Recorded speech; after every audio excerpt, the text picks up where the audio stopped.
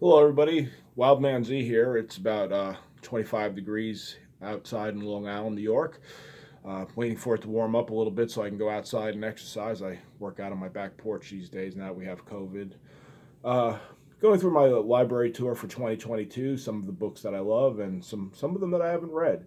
So here's William Faulkner's The Sound and the Fury. I went on a spree of reading William Faulkner, I guess about 10 or 15 years ago, around when I was in grad school. And I enjoy him. I know some people call him a dude bro, whatever the hell that means, but I don't know. I guess I'm a dude bro. I like his writing, and it's confusing. I mean, he has a retarded narrator voice in there and several Quentins, and it's very miasmatic and confusing, but it's I enjoyed it. I like Southern Gothic. Another author I really like is Joseph Conrad. I've read a chunk of his stuff, and here on my shelf is Nostromo, which takes place in an imaginary country in South America. And for those of you who are Alien fans, notice that you have Nostromo and Suluco and other uh, areas and people referred to that are taken on as names in the Alien franchise. I guess the people who created Alien really like Conrad. Here's just a collection of great ghost stories, and this is kind of a little book I drag along like when I go to do laundry or have to go to a doctor and a dentist and have to sit in the office. I'll take something like this with me, and it's a collection of things from the Edwardian, like Victorian era, and they were really good with ghost stories back then. They weren't too ghastly or bloody. They were just usually really spooky and moody, and I like them. They're fun to read, especially around Halloween. Here's one of the my more modern authors, living authors I really enjoy. This is Grimace by Salman Rushdie. Uh, he actually recently went to a year or two ago went to University of Vermont where I was not there, but my friends went to see him speak at I think he was at the Ira Allen Chapel. I'd be scared to see Rushdie speak because he's still got a fat Y out on him, and for satanic verses. This is Magic Reality. I think this was the first book that I read by him, and it kind of threw me at first. Um, but once I got into it, I think he's a beautiful writer. He does some things that really annoy me, like he hyphenates his ly adverbs. But like, yeah, I guess he's got skills in the literature to such an extent that he can break the rules. So I'm peevish like that, I guess. Here's a classic, The Arabian Nights. I didn't read this continuously. I kind of picked at this for a couple years. Like I kept it by my bedside and read a story or two over a few years. I think I read this in graduate school, but again, I didn't read it in one shot um, like I did Le Morte d'Arthur, but I really enjoyed it. And here's another author I really enjoy, Jorge Luis Borges, who's I would say he's a magic realist he's from Argentina. And what was funny about him, I went to U Iowa in Iowa City. I guess it was around 2009 ish. I was there as a research scientist for about 6 months or so. And it was in the year of a flood. For those of you who are from the Midwest, I think that was 2009, 2010, when the Iowa River and other rivers flooded really badly. And actually, the building I was supposed to work in got flooded. I had to go to another building. And it was funny at the airport or shortly before the airport, I picked up a book by Borges called Dream Tigers, which all the stories in Dream Tigers are in here, and I have Dream Tigers somewhere on my shelf. It's a short, very short collection. I picked it up because I was getting into magic realism, and I think maybe I'd read Rushdie, and I heard about him, so I wanted to read it. And I was at U Iowa. I was walking around. I was reading those stories, and I kind of was thinking, like, boy, I wish I had somebody to talk about talk to about this author. He's pretty cool. I was doing chemistry, and a lot of those people just aren't that into talking about literature. We're too worried about the science that we're doing.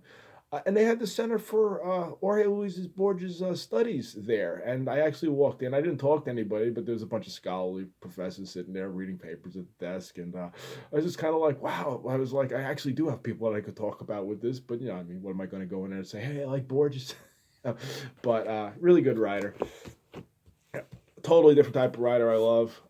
Jack London. I know a lot of people consider Jack London a reader, an author that's good for young people and even children. Some people I say that White Fang and called Wild the children's books. I don't know. They're pretty bloody for being children's books. Seawolf definitely has a lot of adult themes, and so do these stories. I mean, there's a lot of people just being abandoned in the woods because they're too old to keep going on the mission. Native Americans sacrificing themselves to let the rest of the let the rest of the tribe live on. People getting scurvy. I mean, there's a lot of hardcore stuff in these stories. Very visceral writer, and I have a beef with uh, Vladimir Nabokov. I think it was in Panin or one of those books. He kind of slammed my man Jack London, and I think I threw the book across the room. I said, "Oh, you're writing a boring ass book, man. How dare you insult Jack London?" You know. And I know Nabokov's a good writer, and Panin's supposedly masterpiece, but whatever. Here's a book I really like. Richard Flanagan, Gould's Book of Fish. I got this around 2002-ish in New York, right after 9/11. I wasn't in New York City for 9/11, but I came up for one of my family members who was elderly to spend some time with her, who wasn't far from that incident. And the city was really grim at the time. I have all sorts of anecdotes I think I'll spare you about encounters with people, anti-American type people there who were protesting against us after 9/11. So I had to stay out of trouble. But I saw this book at one of the bookstores in the area, and really took me. I had really cool fish, including that like dragon seahorse on the back. And it is a seamless masterpiece, independent of Sunday London.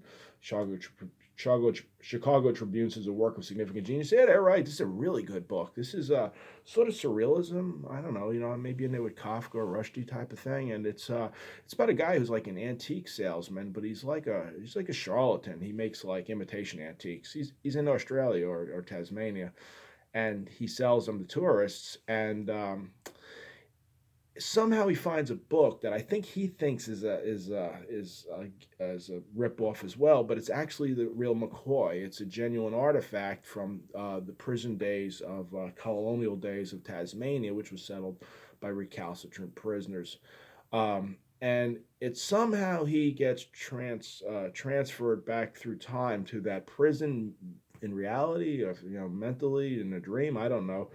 But then it sort of turns into historical fiction about being a prisoner at this colony in Tasmania, and it is absolutely harrowing. But at the same time, beautifully written.